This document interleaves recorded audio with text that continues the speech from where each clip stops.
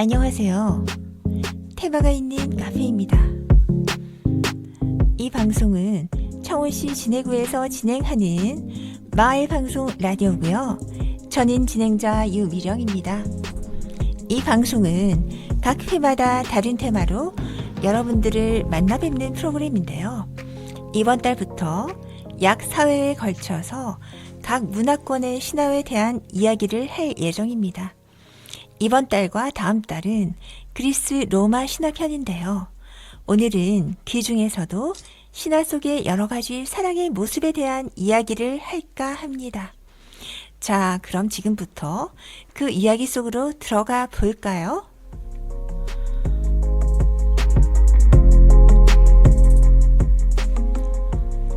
신화 속 사랑이라는 제목을 들었을 때 여러분들은 어떤 이미지가 떠오르시나요? 잘 모르기는 하지만 뭔가 낭만적이고 환상적이고 아름다울 거라는 생각을 막연히 하게 되지 않나 싶습니다. 저만 그런가요? 그런데 이번에 그런 기대감이 제대로 끼워지게 되었답니다. 오히려 현실보다 더욱 처절하고 적나라해서 정신이 번쩍 들었다고나 해야 할까요? 하지만 지금까지 서양 문화를 이해하는 기본 교양이 되어 온 것을 보면 인간의 상상력과 이야기의 위대함에 감탄하게 되더라고요. 먼저 배신에 관한 이야기입니다. 이것도 이야기라 일정한 패턴이 있더라고요. 먼저 주인공이 난간에 봉착합니다. 그래서 수수께끼나 미션을 완수해야 풀려날 수 있습니다. 그런 와중에 공주가 첫눈에 반하게 됩니다. 그래서 공주가 방법을 알려줘서 해결하고 결국 둘은 결혼하긴 하지만 결국 남자가 배신하는 그런 순서로 진행이 되더라고요. 그런 대표적인 이야기로서는 첫 번째 아드리아네와 테세우스의 이야기가 있죠. 그 유명한 미로 이야기입니다. 크레타에는 미노타우로스라는 괴물이 있었습니다. 반은 소이고 반은 사람이라고 하는데 아주 고약합니다. 때문에 아테네에서는 해마다 이 괴물에게 젊은이들을 먹잇감으로 바쳐야 했는데요. 테세우스가 스스로 제물이 되는 것을 자원합니다. 미로 안에 있는 이 괴물을 퇴치할 생각을 했던 것이죠. 그런데 이 미로가 하도 복잡해서 빠져나온 이는 아무도 없었습니다. 그때 역사적인 사건이 일어나게 됩니다. 바로 크레타의 공주가 적국의 왕자인 테세우스에게 한눈에 반하게 됩니다. 결국 실타래를 이용해서 미로를 빠져나가는 방법을 알려주는데요. 괴물을 물리치고 미로를 빠져나오는데 성공합니다. 그런데 공주로서는 테세우스를 얻기 위해서 아버지를 배신한 천하의 불효자식이 되는 것이죠. 그 길로 테세우스와 도망쳐서 닉소스 섬에 도착하게 되는데요. 하지만 공주가 잠시 잠들었던 사이 테세우스는 공주를 떠나게 됩니다. 이아손의 이야기는 어떻고요?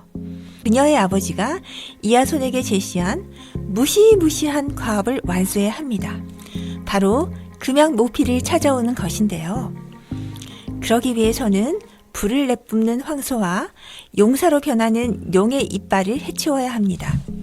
무모하게 보이는 이 도전도 메데이아가 만들어준 약초 덕분에 거뜬히 해냅니다. 거기서 그치지 않고 아버지를 따돌리기 위해서 자신의 동생을 죽여서 토막내서 바다에 뿌리기까지 합니다. 이아손이 도망갈 시간을 벌어주기 위해서죠. 그녀는 사랑을 위해서 악마가 되는 것도 서슴지 않았던 것입니다. 그러나 이아손은 그녀를 떠나 다른 여인과 결혼하려고 합니다.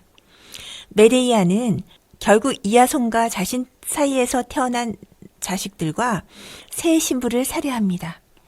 이 역시 결말이 그리 아름답지 못합니다.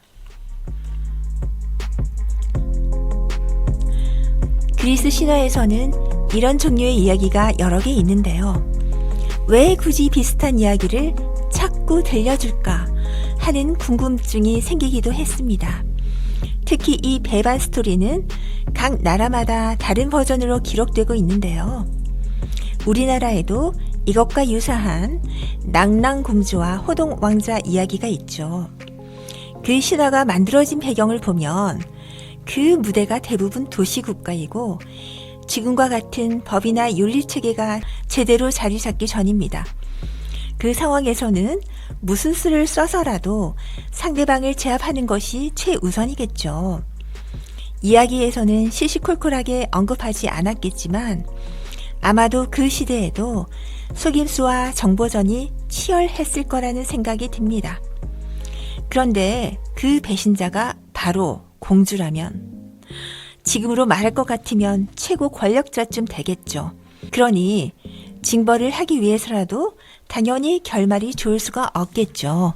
또 한편 한창 사랑에 빠져 있는 연인들에게는 모든 것을 걸었던 사랑의 허무함에 대해 냉혹한 경고성 충고를 하는 것 같기도 하더라고요. 오래오래 행복하게 잘 살았다. 내 식의 동화식 결말보다 이런 류의 이야기가 더 인상적인 것은 거기서 그치지 않고 다음 이야기를 계속 이어가기 위해서가 아닌가 하는 생각이 듭니다. 테세우스에게 버림받은 아드리아네는 그 후 다이애나소스의 아내가 되고 메데이아는 이아손에게 모든 것을 빼앗아 버립니다. 아드리아네는 순종하는 여인, 메데이아는 자신의 힘으로 복수를 감행하는 용감한 여성으로 그려지고 있습니다. 오늘날에도 메데이아를 주인공으로 한 작품들이 공연되고 있다고 하는데요. 다른 착한 주인공보다 월등히 많다고 합니다. 선입견과는 좀 다르게 사람들은 무의식 중에 메데이아에게 더 찬사를 보내고 있는 것 같습니다.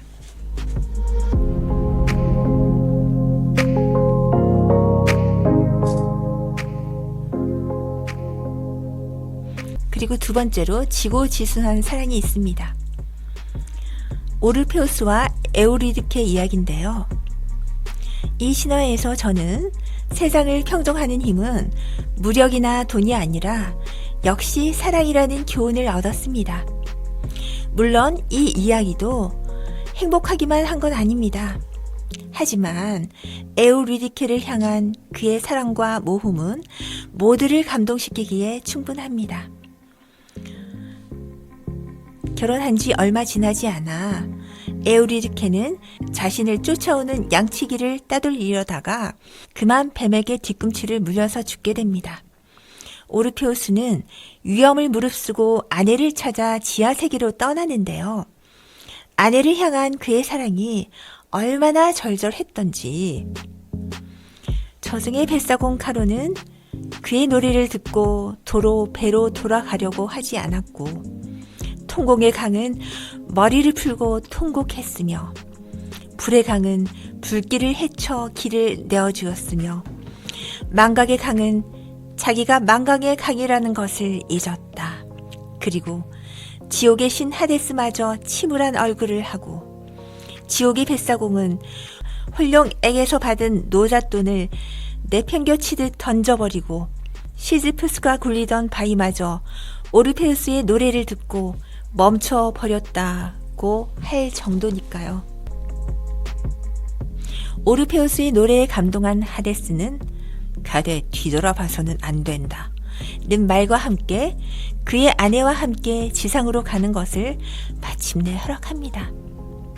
그런데 어찌 되었을까요? 아내가 너무 보고 싶은 나머지 지옥을 벗어나기 전에 그만 그 충고를 잊고 말았죠. 결국 에우리디케는 다시 저승으로 사라지고 맙니다. 오르페우스는 다시 저승으로 찾아가기를 원했지만 이번에는 마음먹은 대로 되지 않습니다. 너무나 사랑하는 아내를 잃은 그는 어떤 여자가 유혹해도 거들떠 보지 않았습니다. 그래서 무처녀들이 우리들을 모욕했다며 연합해서 복수를 합니다. 결국 처녀들이 던진 돌에 맞아 죽게 되는데요. 거기서 그치지 않고 처녀들은 오르페우스의 몸을 토막내서 강에 던져버립니다.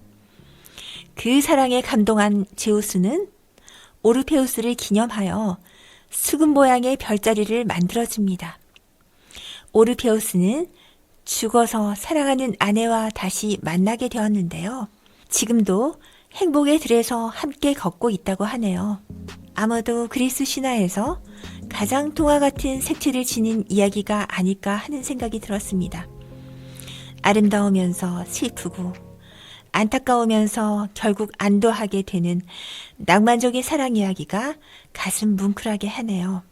아주 어렸을 적 꿈꿔왔던 낭만적인 사랑의 모습이 아닐까 하는 생각이 듭니다. 물론 그런 꿈을 이루신 분도 계실 텐데요. 그렇다면 자랑스러워 하셔도 됩니다. 무슨 사람들의 로망을 이루셨으니까요.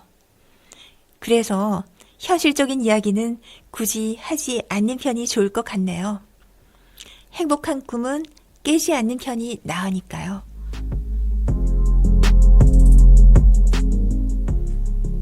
세 번째는 금지된 사랑이 있습니다.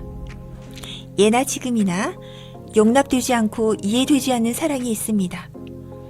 그리스 신화에서도 다소 기이한 사랑의 이야기들이 있는데요. 아마 금기에 대한 무의식적인 소망 또는 도전들이 이야기로 표현된 것이 아닌가 하는 생각이 들기도 했습니다. 처제를 사랑해서 결국 아내에게 몸서리치는 복수를 당하는 테레우스. 아까 미로 이야기 주인공은 테세우스고요. 다른 사람입니다. 오빠를 사랑한 비블리스, 아버지를 사랑한 스미르나, 심지어 소를 사랑한 파시파에가 있었습니다. 환영받지 못하는 모든 사랑이 그렇듯이 이들 역시 눈물로 끝을 맺습니다. 그런데 재미있는 건 이들 역시 든든이에게 상상의 나래를 펼칠 수 있는 하나의 상징을 남긴다는 것입니다.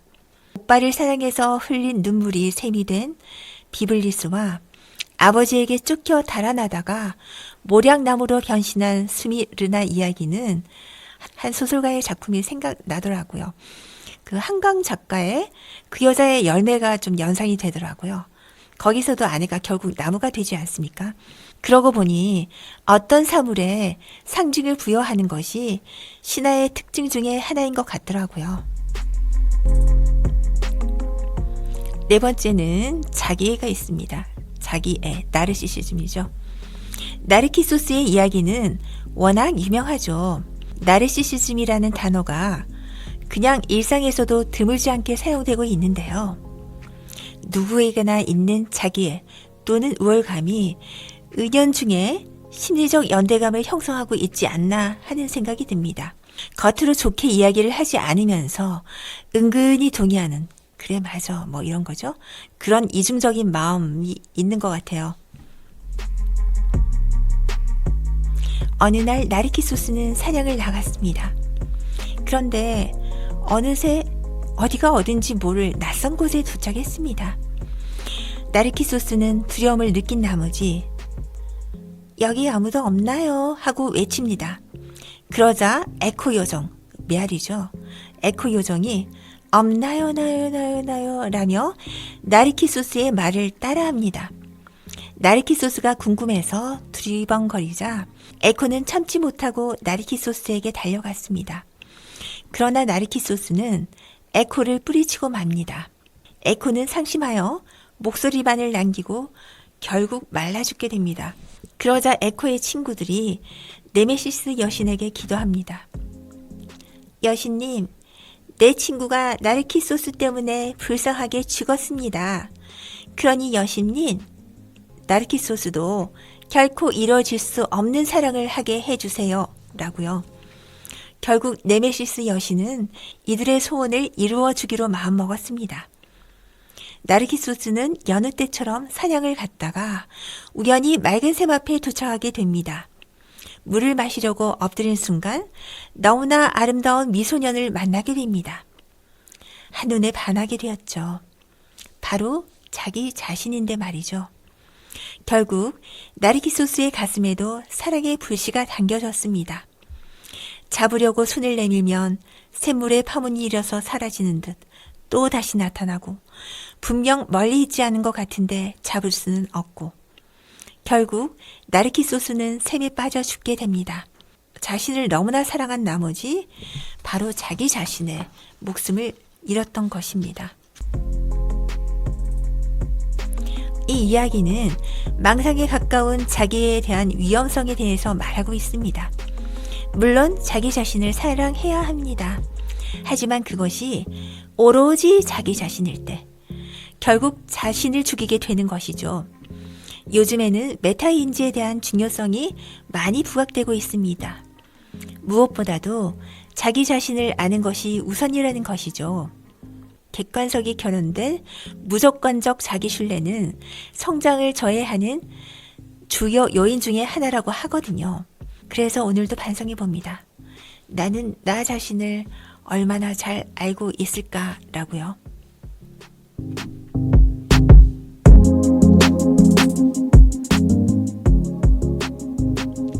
지금까지 그리스 로마 신화에 등장하는 여러 가지 사랑의 모습들에 대해서 얘기를 나눠보았는데요. 어떠셨나요? 재미있으셨나요? 저는 이 방송을 하기 전까지는 제우스를 가장 큰 신으로 알고 있었는데요. 그런데 아니더라고요. 그 주인공은 바로 에로스이더라고요. 대체 불가능하고 무시무시하면서도 고맙기도 한 사랑의 화살촉을 가지고 있으니까요. 혹시 여러분들 중 지금 사랑에 빠져 있는 분이 계신가요? 그러면 에로스에게 감사하셔야 합니다. 비록 나중에 따질 일이 생길지라도 말이죠.